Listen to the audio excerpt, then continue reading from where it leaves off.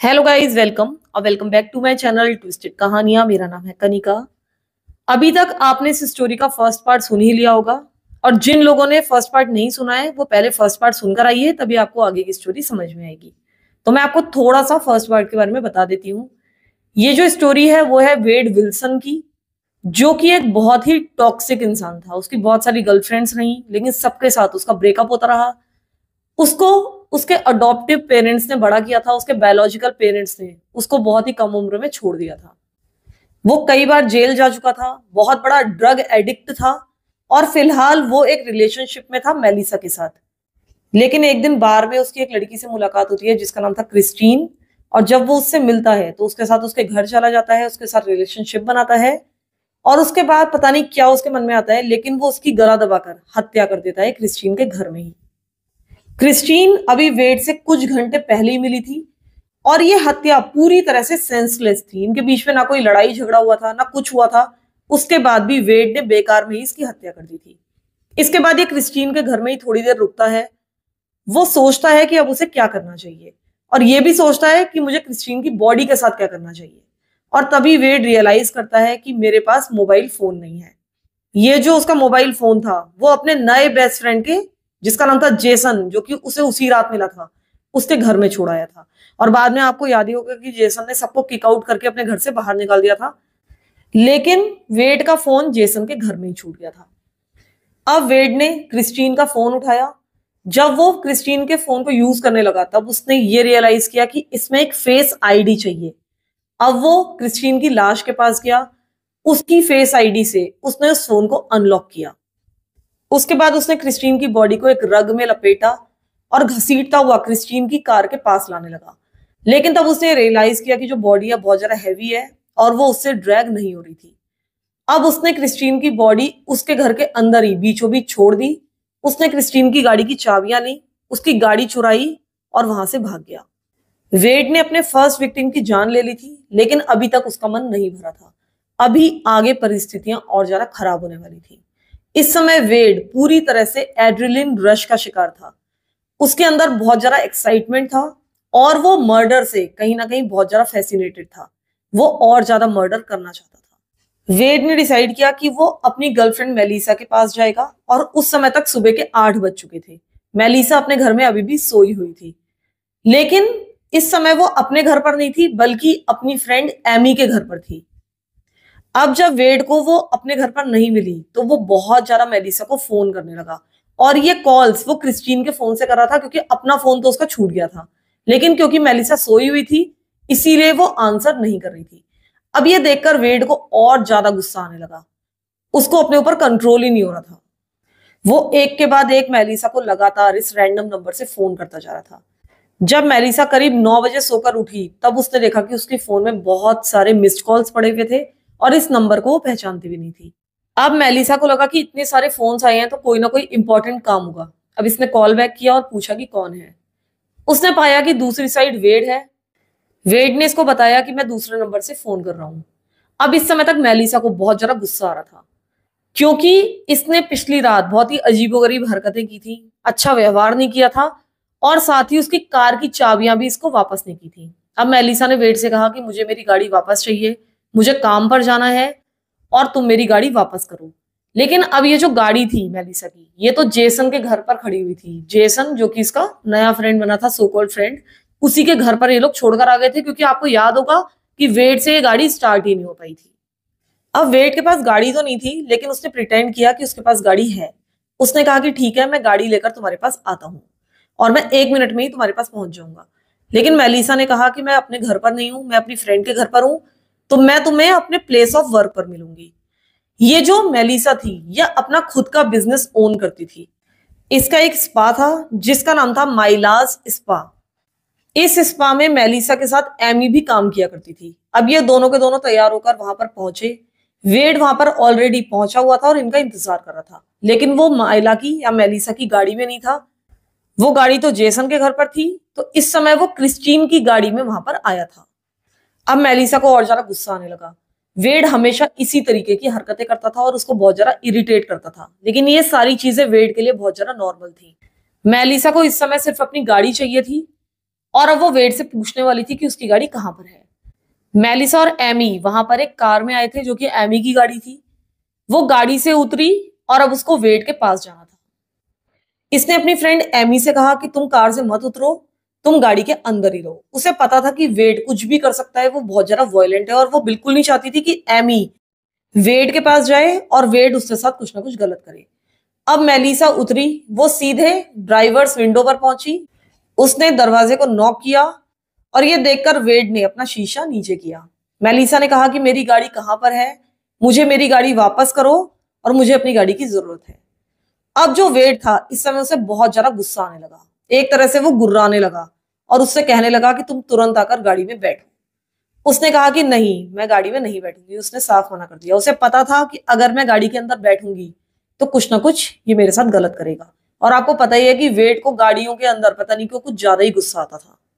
अब वेड ने उसको भयंकर तरीके से पहले तो घूरा और उसके बाद उसने मेलिसा को गाड़ी के शीशे के थ्रू ही अंदर खींचने की कोशिश की। वो उसको गाड़ी के अंदर खींचना चाहता था। उसने दरवाजा भी खोलने की कोशिश नहीं की थी। उसे लग रहा था कि मैं इसको विंडो से ही अंदर खींच लूंगा।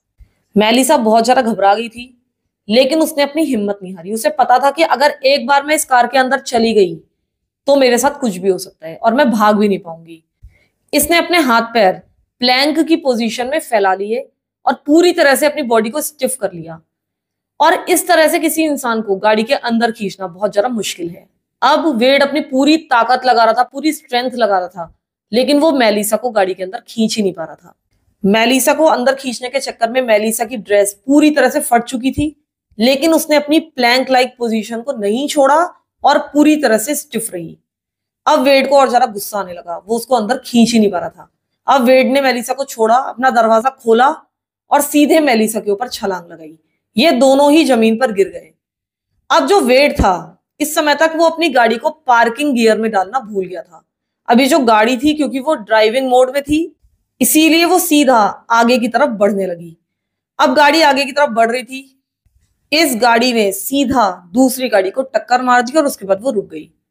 इस समय आपको पता ही है कि सुबह का समय है, ये काफी बिजी एरिया में है, लोग आसपास मौजूद हैं, लेकिन उसके बाद भी वेड ने सीधा मेलिसा को उसके मुंह पर पंच मारने शुरू कर दिए। वो उसको थप्पड़ मारता जा रहा था, उसके बाल बुरी तरीके से खींच रहा था। इस कारण से मेलिसा के हेयर एक्सटेंशंस भी उखड़ गए। वो जानबूझकर उसके बाद उसके हेयर एक्सटेंशंस उखाड़ने लगा, हर जगह उसके बाल फेंकता जा रहा था और उसके बाद उसने मेलिसा का गला दबाना बुरी तरीके से शुरू कर दिया। इस समय जो मेलिसा की फ्रेंड थी एमी, वो इस समय भी अपनी गाड़ी में थी और वो डर के मारे एक तरह से जम चुकी थी। उसे समझ में ही नहीं आ रहा था कि वो क्या करे। वो गाड़ी से नहीं उतर सकती थी, वो वेड से नहीं लड़ सकती थी, लेकिन उसके बाद भी एक बार उसने गाड़ी से उतरने की कोशिश की।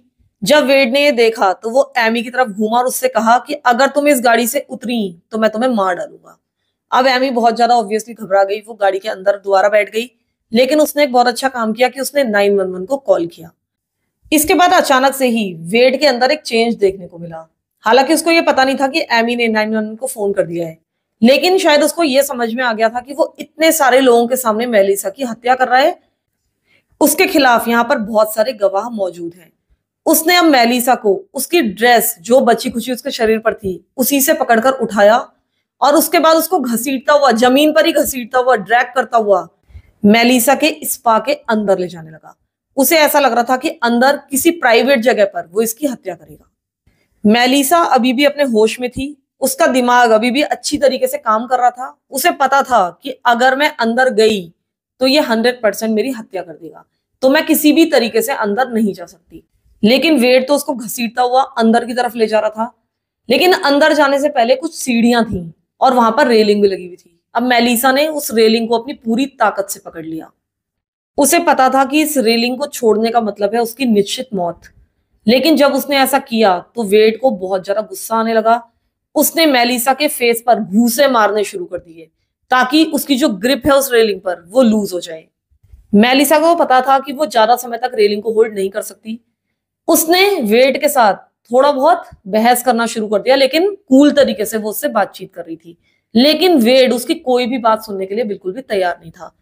लेकिन मेलिसा, क्योंकि वो बहुत ही ज्यादा इंटेलिजेंट थी, उसे पता था कि उसकी फ्रेंड ने 100% 911 को फोन कर दिया होगा और ये सिर्फ कुछ ही मिनट्स की बात है कि यहाँ पर पुलिस आ जाएगी, और इस परिस्थिति में मुझे अंदर बिल्कुल नहीं जाना चाहिए। इसी कारण से वो थोड़ा सा वेड का ध्यान भंग करना चाह रही थी, लेकिन वेड कुछ भी सुनने के लिए तैयार नहीं था। ऐसा लग रहा था कि उसकी आंखें ब्लैक होल्स में बदल चुकी थी।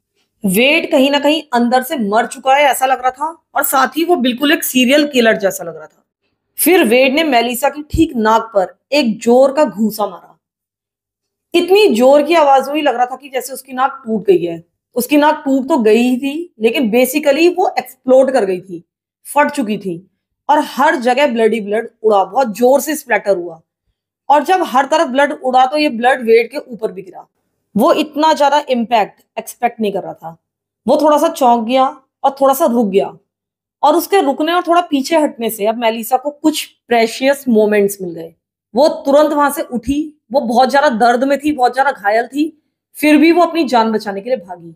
और जिस समय वो भाग रही थी उसी समय वहां पर पुलिस के सायरन्स की आवाज सुनाई देने लगी, जो कि वेड ने भी सुनी, और अब उसको पता था कि उसे क्या करना है। वो सीधा क्रिस्टीन की गाड़ी की तरफ भागा, तुरंत उसको ड्राइव किया और वहां से भाग गया। थैंकफुली जो मेलिसा थी वो अभी भी जीवित थी। उसकी हालत खराब थी, वो पूरी ब्रूज्ड थी, लेकिन फिर भी वो जीवित थी, जो कि काफी आश्चर्य की बात थी कि उसने उसको जिंदा छोड़ दिया था। ऐसा मैं इसलिए कह रही हूँ क्योंकि आगे चलकर इस आदमी ने जो किया वो और ज्यादा हॉरिफिक था। अब वहां पर पुलिस पहुंची, उन्होंने मेलिसा की कंडीशन देखी, उससे पूछा कि यहाँ पर क्या हुआ। तब मेलिसा उन्होंने वेड के बारे में बताया, लेकिन वो उन्हें ये नहीं बता पाई कि वेड किस डायरेक्शन में गया है। वेड वहां से भाग चुका था और अपने नेक्स्ट विक्टिम की तलाश में था, यानी कि उसका अभी भी मन नहीं भरा था। इस समय तक सुबह के 9:30 का समय हो चुका था। वेड अपनी ब्लैक निसान में या क्रिस्टीन की ब्लैक निसान में इधर उधर घूम ही रहा था, तभी अचानक उसकी नजर पड़ी एक औरत के ऊपर जो कि साइड वॉक पर चल रही थी, और इस औरत का नाम था डायान रुइज। डायान की उम्र थी 43 ईयर्स। उसके दो बेटे थे जिनका नाम था ब्रेंडन और जेन। उसकी एंगेजमेंट हो चुकी थी और वो पास ही के बार में काम किया करती थी। डायान के बारे में बताया जाता है कि वो एक बहुत ही अच्छी महिला थी, बहुत ज्यादा हंसना पसंद करती थी, और अपने बच्चों को बहुत ज्यादा प्यार करती थी। उस दिन सुबह के 9:30 बजे वो चलती हुई अपने काम पर जा रही थी, यानी कि बार की तरफ जा रही थी। तभी अचानक से वेड विल्सन ने उसके बगल में आकर अपनी गाड़ी को रोका, और उसके बाद एक झूठी कहानी सुनानी शुरू कर दी। उसने कहा कि मुझे एक लोकल स्कूल में जाना है और मुझे वहां का रास्ता पता नहीं है। अब डायन उसे रास्ता समझाने लगी तो इसने कहा कि तुम कार में आकर बैठ जाओ, तुम मुझे खुद ही वहां तक पहुंचा दो, और ये तुम्हारी बहुत बड़ी मदद होगी। अब पता नहीं डायन अपनी मर्जी से उस गाड़ी में बैठी, या उसको घसीट कर बिठाया गया, या धमकी देकर बिठाया गया। जो कुछ भी हुआ, लेकिन डायन फाइनली उस गाड़ी के अंदर आ चुकी थी। जैसे ही वो गाड़ी के अंदर बैठी, वेड तुरंत ही उसकी तरफ झपटा, उसका गला पकड़ा और दबाना शुरू कर दिया। अब तक वेड एक तरह से पागल हो चुका था, बस उसको हत्याएं करनी थी। वो रुकने वाला नहीं था, वो एक के बाद एक लोगों की हत्याएं करने वाला था, जब तक कोई आकर उसको रोक नहीं देता। डायान बहुत ज्यादा उससे लड़ने की कोशिश करती रही, लेकिन वेड ने उसको पूरी तरह से ओवर पावर कर लिया, और उसके बाद डायान वहां पर बेहोश हो गई। अब वो गाड़ी पे बेहोश पड़ी थी। वेड अपनी गाड़ी को ड्राइव करके एक पास के ही पार्किंग लॉट तक गया। ये जो पार्किंग लॉट था उसमें उस समय बहुत ज्यादा गाड़ियां नहीं थी, लोग नहीं थे, और वो हर तरफ से पेड़ों से घिरा हुआ था। अब वेड ने डायन की बॉडी को गाड़ी में से निकाला और जमीन पर फेंक दिया। तभी उसने नोटिस किया कि डायन उस समय भी सांस ले रही थी। अब वेड ने मन में सोचा कि वो इसको जिंदा नहीं छोड़ सकता। वेड अपनी गाड़ी में बैठा, उसने अपनी गाड़ी बैक की, और उसके बाद डायन की डायरेक्शन में उसको ड्राइव करने लगा। उसने डायन को अपनी गाड़ी से कुचल दिया, लेकिन अभी उसका मन नहीं भरा था। वो फिर से अपनी गाड़ी बैक करके पीछे गया, और एक बार फिर से अपनी गाड़ी डायन के ऊपर चढ़ा दी। जब वो बैक कर रहा था तब भी वो गाड़ी डायन के ऊपर से गुजर रही थी। ऐसा उसने कम से कम 20 टाइम्स किया। हालांकि उसे पता था कि इतनी बार करने की जरूरत नहीं है, लेकिन शायद उसे ऐसा करने में मजा आ रहा था। बाद में वेड ने बताया था कि उस समय डायन की बॉडी इतनी बार कुचली जाने के बाद स्पैगेटी जैसी नजर आ रही थी, और शायद ये देखकर उसको काफी अच्छा लग रहा था। बाद में वेड ने इसकी बॉडी को ड्रैग करके पास के ही जंगल जैसे एरिया में फेंक दिया था। उसके बाद वो यहां से भी भाग गया। अब ये उसका थोड़ा सा कुछ समय का एक कूल डाउन पीरियड चल रहा था। बस वो इधर उधर कई घंटों तक घूमता रहा। उसके बाद वो एक पार्किंग लॉट में रुक गया, जो कि एक रेस्टोरेंट का पार्किंग लॉट था, और उसका नाम था जोज क्रैब शैक। जब वेड वहां पर पहुंचा तब करीब 3 PM का समय हो चुका था, लेकिन वेड को अभी ये बिल्कुल पता नहीं था कि पुलिस उसकी तलाश कर रही है और उसकी तलाश केवल उसकी गर्लफ्रेंड पर अटैक के कारण हो रही थी, क्योंकि अभी तक बाकी अटैक्स की पुलिस को कोई खबर नहीं थी। अब पुलिस को एक टिप मिली कि जो वेड की गाड़ी है वो इस रेस्टोरेंट के पार्किंग लॉट में पार्क्ड है। वो उस पार्किंग लॉट में अपनी गाड़ी में बैठा हुआ था। उसने उस समय अपनी शर्ट नहीं पहनी हुई थी। अब एक पुलिस वाला वेड की तरफ बढ़ा। उसके बॉडी कैम में ये सारी की सारी फुटेज रिकॉर्ड हो रही थी। ऑफिसर ने वेड से कहा कि मुझे तुम्हें डिटेन करना है। वेड ने कहा कि नहीं, मैंने क्या किया है, तुम मुझे क्यों डिटेन करना चाहते हो। अब वेड को तो पता था कि उसने 2 लोगों का मर्डर कर दिया है, हो सकता है कि इनको पता चल गया हो। लेकिन जो ऑफिसर था उसने कहा कि तुमने अपनी गर्लफ्रेंड पे असॉल्ट किया है सुबह के समय पर, और इसी कारण से मुझे तुम्हें डिटेन करना है। वेड ने कहा कि हाँ ठीक है ठीक है। वो बनी मन खुश हो रहा था कि मर्डर्स करके वो बच चुका है। अब जो पुलिस ऑफिसर था उसने वेड से कहा कि तुम काम रहो, शांत रहो, दूसरा ऑफिसर यहाँ पर आ रहा है और हम तुम्हें अरेस्ट कर लेंगे और तुमसे थोड़ी बहुत पूछताछ करेंगे। I'm going to detain you until I figure out what exactly is going on about this morning. करीब 2 मिनट गुजर गए। ये जो पुलिस ऑफिसर था ये अपने साथी का इंतजार कर रहा था, लेकिन जो वेड था वो बहुत ज्यादा बेचैन नजर आ रहा था। वो अपने ऊपर से कंट्रोल खोता जा रहा था। ऑफिसर को साफ दिखाई दे रहा था कि ये जो सिचुएशन है जिसमें अभी वो है वो खराब हो सकती है और वेड कुछ भी कर सकता है। तब ऑफिसर ने वेड से कहा कि मुझे अपनी कार की चाबियां दे दो और शांत रहो। ऑफिसर ने कहा कि तुम्हें कोई भी प्रॉब्लम नहीं होगी, बस तुम मुझे कार कीज दे दो ताकि तुम कार के अंदर ही मौजूद रहो। लेकिन इसी समय वेड ने पूरी तरह से ऑफिसर को इग्नोर कर दिया। उसने अपनी विंडो ऊपर की और अपनी गाड़ी स्टार्ट करके वो वहां से भाग गया। ऑफिसर ने उस समय उसका पीछा नहीं किया। उसे ऐसा लग रहा था कि ये सिर्फ एक डोमेस्टिक वायलेंस का दोषी है, इसको हम पकड़ लेंगे। उन्हें अभी तक मर्डर की कोई भी जानकारी नहीं थी, और अगर वो उसका पीछा करता तो उसमें बहुत ज्यादा खतरा भी था।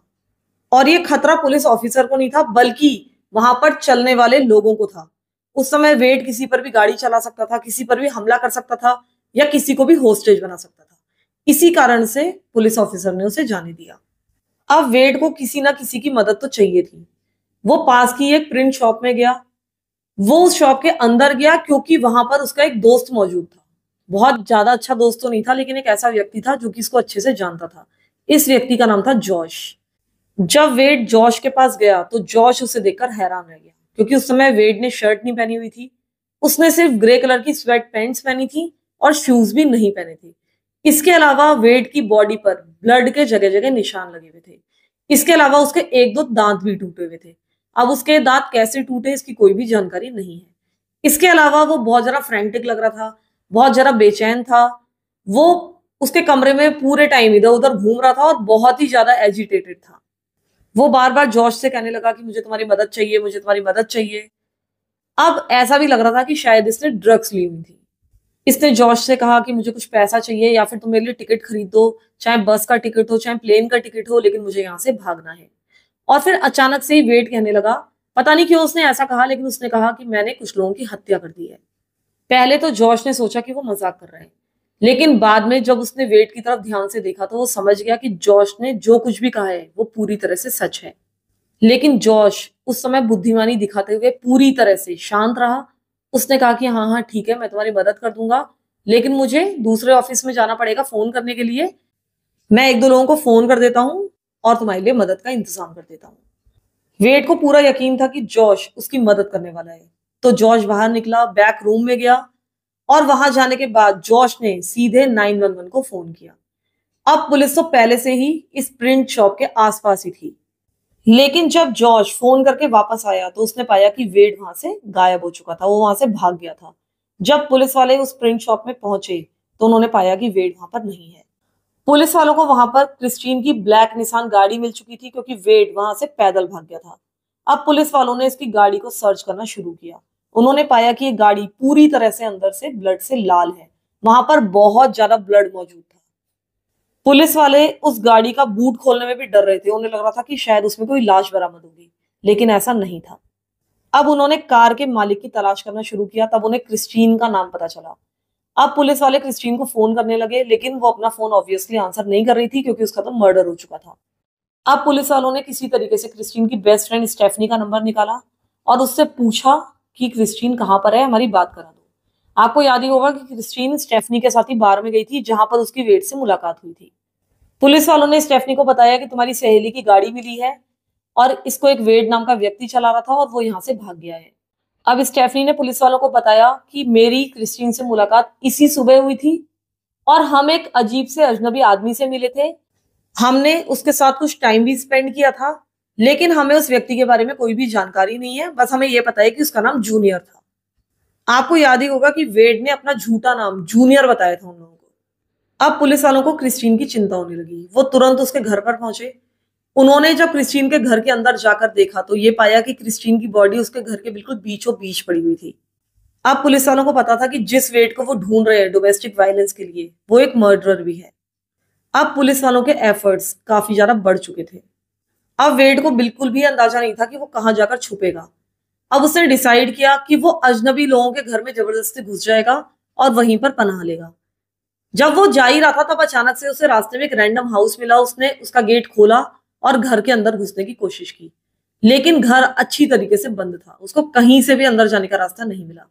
लेकिन फाइनली उसको गैरेज का दरवाजा थोड़ा सा खुला हुआ मिला। वो गैरेज के अंदर गया। उसके अंदर एक गाड़ी खड़ी हुई थी और अनफॉर्चुनेटली वो जो गाड़ी थी वो अनलॉक्ड थी। तो अब वेड आराम से उस गाड़ी के अंदर बैठ गया। उसने उस गाड़ी के कॉफी कप होल्डर में यूरिनेट कर दिया, यानी कि टॉयलेट कर दी। और ऐसा उसने क्यों किया इसकी कोई जानकारी नहीं है। मतलब वो मानसिक रूप से पूरी तरह से बीमार हो चुका था। कुछ समय के बाद घर की मालकिन उस घर में लौट आई। जब उसके आने की आवाज वेड ने सुनी तो वो गैरेज से निकल के भाग गया। तब उस लेडी ने अपने गैरेज में जाकर देखा, अपनी गाड़ी खोलकर देखा तो उसने पाया कि इस व्यक्ति ने गाड़ी के कॉफी कप होल्डर में टॉयलेट कर दी थी। अब आप समझ ही सकते हैं कि ये जो वेड नाम का व्यक्ति था वो कितना ज्यादा डिस्गस्टिंग था। यहां से भागने के बाद वेड ने दूसरे घर में घुसने का डिसीजन लिया। इस समय वो उस घर के अंदर घुस भी गया और अच्छी बात यह है कि कोई भी उस समय घर पर मौजूद नहीं था। अगर कोई उस घर में मौजूद होता तो पता नहीं वेड उसके साथ उस दिन क्या करता। अब वेड को उस घर में पूरी तरह से छूट मिल चुकी थी। वो आराम से वहां पर घूम रहा था, जो उसकी मर्जी आ रही थी वो वहां पर कर रहा था। उसने आराम से वहां पर शावर लिया, होम ओनर के कपड़े चुरा कर उनको पहन लिया। उसके बाद वो आराम से सोफे पर जाकर बैठ गया, अपने पैर ऊपर कर लिए और वहां बैठकर आराम से पॉपकॉर्न खाने लगा। यानी कि वो आराम से वहां पर रिलैक्स कर रहा था। उसको कोई चिंता नहीं थी कि उसके साथ आगे क्या होने वाला है। उसके बाद उसने डिसाइड किया कि वो अपने बायोलॉजिकल डैड को फोन करेगा। आपको पता ही है कि वो उनको तभी फोन करता था जब उसको पैसे की जरूरत होती थी। इसने अपने बायोलॉजिकल डैड स्टीवन को फोन किया। इसने उन्हें बताया कि मुझे तुम्हारी हेल्प की जरूरत है। अब वेड बहुत ज्यादा पैनिक्ड लग रहा था, बहुत ज्यादा फ्रेंटिक लग रहा था और बहुत ज्यादा एक्साइटेड भी लग रहा था। अब स्टीवन को लगने लगा कि कुछ ना कुछ गड़बड़ है। इन्होंने वेड से साफ साफ पूछा कि सही सही बताओ कि तुम्हारे साथ क्या हुआ है। तब इसने कहा कि मुझे तुम्हें कुछ बताना है डैड, मैंने 2 लोगों की हत्या कर दी है। और वो इन मर्डर्स के बारे में एकदम डिटेल में अपने डैड को बता रहा था। वेड के डैड ने बाद में बताया कि जिस तरह से उन मर्डर्स के बारे में वेड उस समय बात कर रहा था, उससे लग रहा था कि वो बहुत ज्यादा एक्साइटेड था और शायद उसे ऐसा लग रहा था कि इन कत्लों को करने के कारण उसके पिता को उसके ऊपर गर्व होगा।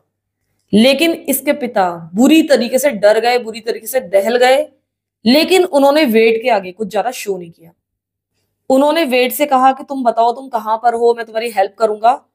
मैं फिलहाल तुम्हारे लिए एक टैक्सी भेज देता हूं जो तुम्हें पिकअप करेगी और मेरे पास लेकर आएगी। अब वेड ने अपने पिता को अपना एड्रेस दे दिया, जिस घर में वो चोरी से छुपा था उस घर का एड्रेस दे दिया। लेकिन उसके पिता ने उसके लिए कोई टैक्सी नहीं भेजी। उन्होंने सीधे 911 को फोन किया और पुलिस को अपने बेटे के बारे में सब कुछ बता दिया। जब पुलिस वाले वहां पर पहुंचे तो उन्हें वेड को पकड़ने के लिए दरवाजा तोड़ना पड़ा। फाइनली उन्होंने वेड विल्सन को गिरफ्तार कर लिया था, उसको हथकड़ी पहना दी थी और उसको क्वेश्चनिंग के लिए वो पुलिस स्टेशन ले आए थे। उन्होंने उसके ऊपर मेलिसा के साथ असॉल्ट करने के चार्जेस लगाए, क्रिस्टीन के मर्डर के चार्जेस लगाए। लेकिन अभी तक दूसरी महिला यानी कि डायान के मर्डर की कोई भी इंफॉर्मेशन पुलिस को नहीं थी। वेड ने कहा पुलिस वालों से कि मैं तुमसे बात करूंगा, तुम्हें सब कुछ बताऊंगा, लेकिन पहले मेरे लिए बर्गर और फ्राइज मंगाओ। अब पुलिस वालों ने वही किया जो कि वो चाहता था। उसके बाद वेड ने पुलिस वालों को एक फुल कन्फेशन दिया। उसने इस कन्फेशन में सब कुछ बताया, लेकिन अपनी दूसरी विक्टिम डायान की आइडेंटिटी नहीं बताई। यानी कि उसने ये तो बताया कि मैंने एक मर्डर और किया है, लेकिन किसका किया है ये नहीं बताया। हो सकता है कि उस महिला की आइडेंटिटी इसको खुद भी ना पता हो, लेकिन कम से कम ये तो पता था कि ये मर्डर इसने कहाँ किया है, उसने लाश को कहाँ फेंका है। लेकिन पता नहीं किस कारण से वेड ने ऐसा कुछ भी नहीं बताया। बाद में पुलिस वालों को एक रिपोर्ट मिली कि एक महिला जिसका नाम है डायान रुइज, वो मिसिंग है। अब पुलिस वालों को लगने लगा कि डायान ही शायद इसकी सेकंड विक्टिम थी। अब इन्होंने डायान की तलाश शुरू कर दी, हम कह सकते हैं कि उसकी लाश की तलाश शुरू कर दी। लेकिन डायान की लाश तलाशते तलाशते इनको 3 दिन हो चुके थे और 3 दिन के बाद जाकर इनको उसकी डेड बॉडी मिली। और इस दौरान वेड आराम से बैठा हुआ था। वो 3 दिन पहले ही इनको बता सकता था कि उसने बॉडी को कहाँ डंप किया है, लेकिन ऐसा करने में, यानी कि सबको परेशान करने में, डायन की फैमिली को, पुलिस वालों को, इन सबको उलझाए रखने में उसको काफी अच्छा लग रहा था। तीसरे दिन भी डायन की बॉडी इसलिए मिल पाई क्योंकि वहां पर वल्चर्स मंडरा रहे थे। और जब उन्होंने वहां पर वल्चर्स को मंडराते हुए देखा तो वो समझ गए कि शायद वहां पर ही डेड बॉडी मौजूद है, और बाद में वहां पर डेड बॉडी मिल भी गई थी। अब पुलिस वालों ने वेड के ऊपर असॉल्ट के और 2 मर्डर्स के चार्जेस लगाए। जो वेड के डीएनए एविडेंसेस थे वो दोनों ही क्राइम सीन से मिल चुके थे, और इन सारे क्राइम्स के मल्टीपल विटनेसेस थे। आप समझ रहे होंगे कि ये तो एक ओपन एंड शट केस रहा होगा, लेकिन ऐसा बिल्कुल नहीं था। इस केस का ट्रायल शुरू होने में करीब 5 इयर्स लग गए थे, और इस बीच 2020 में उसने जेल से भागने की भी कोशिश की थी। कुछ मीडिया वाले ये लिखने लगे थे कि ये ह्यूमन ट्रैफिकिंग से जुड़ा हुआ था और इस कारण से इसको गलत फंसाया जा रहा है, ह्यूमन ट्रैफिकिंग के लोग इसको फंसा रहे हैं। साथ ही ये जेल में ड्रग डीलिंग करते हुए भी पकड़ा गया था। जेल में रहते हुए इसने एक गैंग भी ज्वाइन कर लिया था, जो कि एक वाइट सुप्रीमेसिस्ट गैंग था जिसका नाम है द अनफॉरगिवन। जेल में रहने के दौरान उसने अपने फेस पर डिफरेंट टैटूज बनवा लिए थे। ये जितने भी टैटूज आपको थंबनेल में दिखे होंगे या हो सकता है इस स्टोरी के दौरान दिखे हों, ये उस समय तक इसके चेहरे पर मौजूद नहीं थे जब तक इसने सारे के सारे बड़े क्राइम किए थे। ये सारे के सारे टैटूज इसने जेल में रहते हुए बनवाए, और मुझे बिल्कुल नहीं पता कि जेल में रहते हुए वो कैसे टैटूज बनवा सकता था। मुझे लगता है कि जेल में इस तरह की चीजों की परमिशन नहीं होती होगी, लेकिन शायद वहां पर ऐसा होता है, शायद वहां पर ये सब करने की परमिशन होती है। जिस तरह के टैटूज उसने अपने चेहरे पर बनवाए, उसने उसको और ज्यादा इनफेमस कर दिया, इस केस को बहुत ज्यादा पॉपुलर कर दिया। उसने एक अपने चेहरे पर स्वास्तिक बनवाया और एक स्वास्तिक उसने अपने स्कैल्प पर बनवाया। इसके अलावा उसने अपने गर्दन पर 14 नंबर और 88 नंबर टैटू करवाया था। इनमें से एक तो व्हाइट सुप्रीमेसिस्ट का कोड होता है और एक हिटलर से रिलेटेड है। उसने एक टैटू करवाया था व्हाइट सुप्रीमेसिस्ट से जुड़ा हुआ, जो कि उसके फोरहेड पर था, और उसमें लिखा था ब्रेड फॉर वॉर, और एक था ट्रेन्ड टू गो। इसके अलावा उसने अपनी आईब्रो के ऊपर जोकर से जुड़ा हुआ एक स्लोगन लिखवाया था, या एक लाइन लिखवाई थी जिसमें लिखा हुआ था why so serious.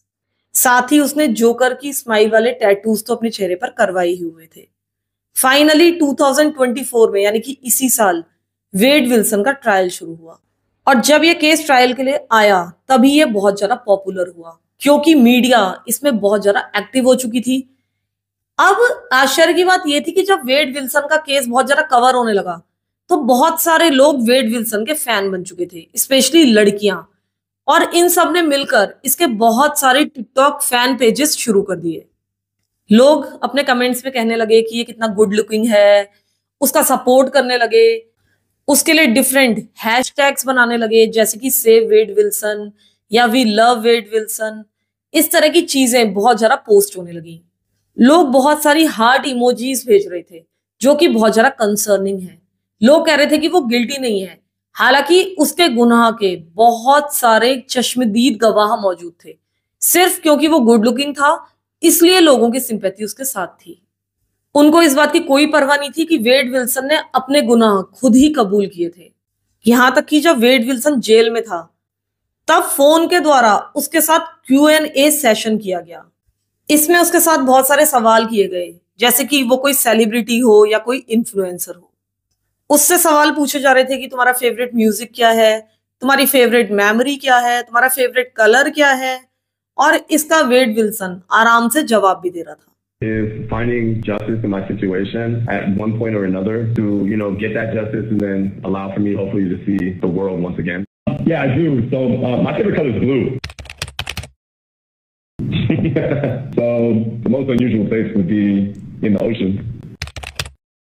I just wanted to thank everybody, for your worldwide support of me and having so much support and love and care and everything else for me just means more than anybody could ever know. I really appreciate everybody. Wade Wilson का trial केवल 5 दिन तक चला। Prosecution ने बहुत सारे witnesses court में पेश कर दिए थे, जिसमें उसकी एक्स गर्लफ्रेंड मेलिसा भी शामिल थी। उसने कोर्ट में आकर अपने साथ हुए उस हॉरिफिक अटैक को पूरी तरह से एक्सप्लेन किया। इसके अलावा वेड के बायोलॉजिकल डैड स्टीफन भी आए, उन्होंने भी टेस्टिफाई किया कोर्ट में आकर। इसके अलावा बहुत सारे डीएनए एविडेंसेस थे। साथ ही वेड ने भी अपना कन्फेशन पहले दे ही दिया था, लेकिन कन्फेशन में गिल्टी प्लीड करने के बाद भी जब वो कोर्ट में आया तो उसने नॉट गिल्टी प्लीड किया। लेकिन कोर्ट ने उसके ऊपर लगे सारे के सारे चार्जेस को सच पाया और जब सेंटेंसिंग की बारी आई तब ज्यूरी को डिसाइड करना था कि उसे डेथ पेनल्टी दी जाए या लाइफ इन प्रिजन की सजा दी जाए, जिसमें पैरोल की कोई गुंजाइश नहीं होगी। अब वेड के वकील ने कहा कि इसको डेथ पेनल्टी नहीं दी जानी चाहिए क्योंकि इसको मेंटल हेल्थ की प्रॉब्लम है, इसके दिमाग में कुछ ना कुछ डैमेज हुआ है क्योंकि इसके इतने सारे एक्सीडेंट्स हुए थे। प्रोसिक्यूशन ने इसका विरोध किया। उन्होंने कहा कि जो वेड विल्सन है वो पूरी तरह से ठीक है और ये जितने भी दावे पेश किए जा रहे हैं वो सारे के सारे गलत हैं। ज्यूरी भी प्रोसिक्यूशन के साथ सहमत थी और अब उन्होंने डिसाइड किया कि जो वेड विल्सन है उसको डेथ पेनल्टी दी जाएगी। तो हम कह सकते हैं कि वेड विल्सन को उसके बाद मौत की सजा दे दी गई और ये जो फैसला लिया गया है ये जून 2024 में ही लिया गया है। लेकिन इसके बाद एक दूसरी हियरिंग अरेंज की गई। वहां पर एक जज को एक बार फिर से इस फैसले पर पुनर्विचार करना था कि वेड विल्सन को डेथ पेनल्टी दिया जाना एप्रोप्रिएट है या नहीं है। तो फिलहाल हम इतना कह सकते हैं कि या तो वेड विल्सन की जो डेथ पेनल्टी है वो बरकरार रहेगी या फिर उसको कम से कम लाइफ इन प्रिजन की सजा मिलेगी जिसमें पैरोल की कोई गुंजाइश नहीं होगी, यानी कि वेड विल्सन किसी भी स्थिति में कभी भी जेल से बाहर नहीं आएगा। अब जब लोगों को ये पता चला, उसके फैंस को, कि उसको डेथ पेनल्टी मिली है, तो वो एक बार फिर से पागल हो गए।